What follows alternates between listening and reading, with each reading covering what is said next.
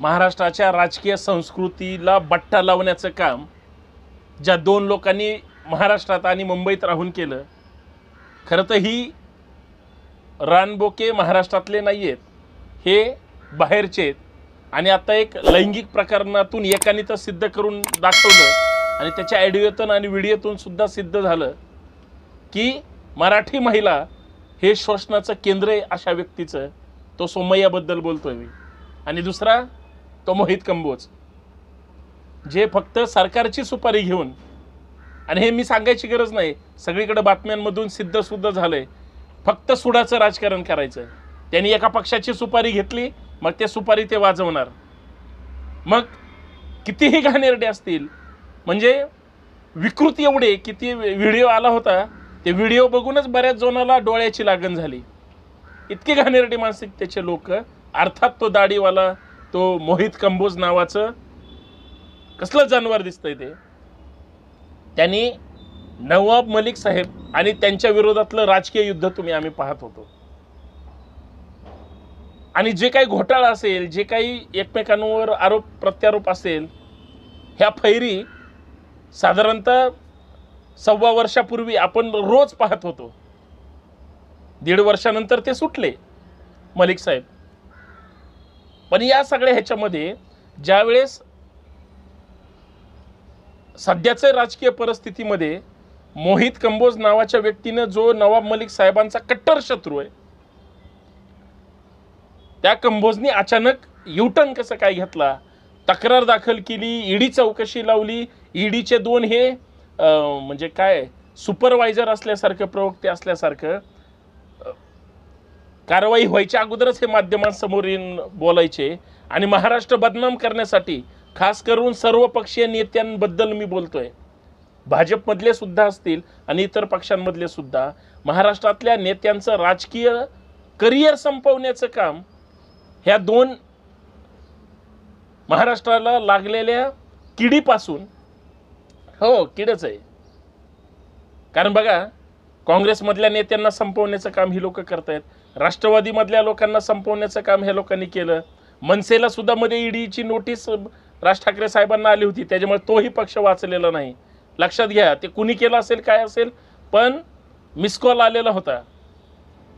तीच परिस्थिती शिवसेनेची झाली.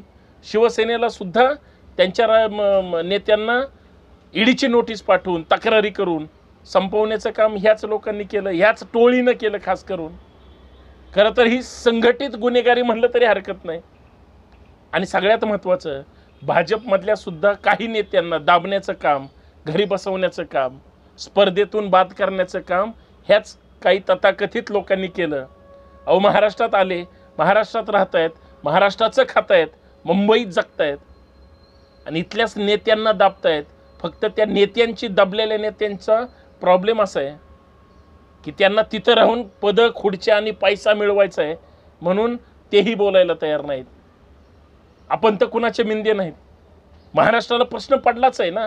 महाराष्ट्राला प्रश्न पडला पाहिजे की अचानक असा साक्षात्कार कसं काय झाला, मोहित कंबोज मागं कसं काय केस घेऊ शकतो, जो वाईट, हलकट आणि घाणेरड्या पद्धतीनं महाराष्ट्रामध्ये मध्ये हनुमान चालिसाचं घाणेरडं राजकारण झालं. का? उद्धव ठाकरे सत्तेवर होते म्हणून, मुख्यमंत्री होते म्हणून हे सगळे पिल्ले वळवळ वळवळ वळ करायचे.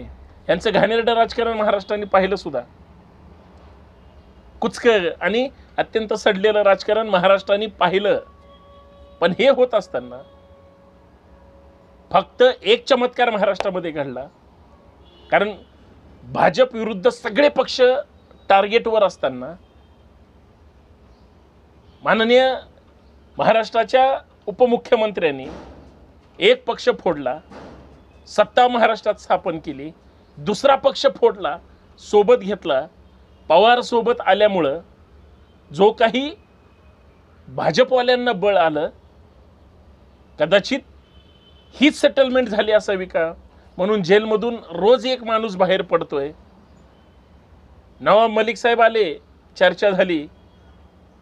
दुसरे एक माजी आमदार बाहेर आले, तुम्हाला माहित नसेल, रमेश शिंदे. अण्णाभाऊ साठे आर्थिक विकास महामंडळामध्ये घोटाळा झाला म्हणून आतमध्ये होते, तेही बाहेर आले. आणि आता तर कंबोजनी कहरच केला. कंबोजनी नवाब मलिकांच्या विरोधातली केस पाठवी मागे घेतली. हा पॉवर चमत्कार आहे का अजून कुठला? का त्यांना त्यांच्या शारीरिक त्रासातून मुक्त करण्यासाठी, का न्यायालयाच्या चौकटीतून जेलमधून मुक्त करण्यासाठी, किंवा राजकारणातून मुक्त करण्यासाठी? आणि सगळ्यात महत्त्वाचं, आता सेटलमेंट झाली पक्षांची, म्हणून हे सगळं क्लिअर करण्यासाठी ही एक राजकीय सेटलमेंट असू शकते का? कारण याच्याशिवाय चर्चा करूनच ह्या सगळ्या गोष्टी होणार नाहीत. पण बघा मित्रांनो, महाराष्ट्राचं सुडाचं राजकारण आहे. मला काय कुणी तक्रार केली किंवा मागं घेतली याच्याबद्दल काहीच आपल्याला काय देणं घेणं आहे.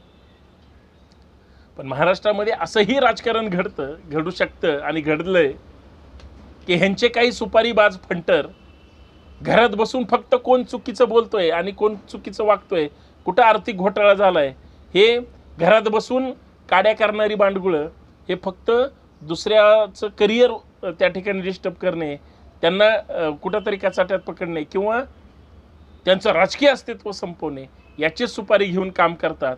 पण एक दिवस हे सुद्धा त्यांच्याच अवकातीनं जाणार आहेत हे सुद्धा वेगळं सांगायची गरज नाही.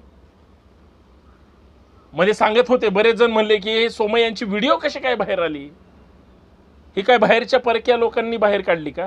बऱ्याच सगळ्यांनी आरोप केले की त्यांच्याच लोकांनी बाहेर काढली, त्याला दाबायचं होतं म्हणून. पण ते पण असलं म्हणजे इबलिस बियन आहे की ते परत माध्यमांसमोर येतं. समोर असणारे पत्रकार सुद्धा त्याच्याकडे कशा नजरेने पाहत असतील हो? अरे हे काल नागडं होतं, अरे हे उघडं होतं, हे ह्या हॉटेलमध्ये होतं, हे असलंच आहे.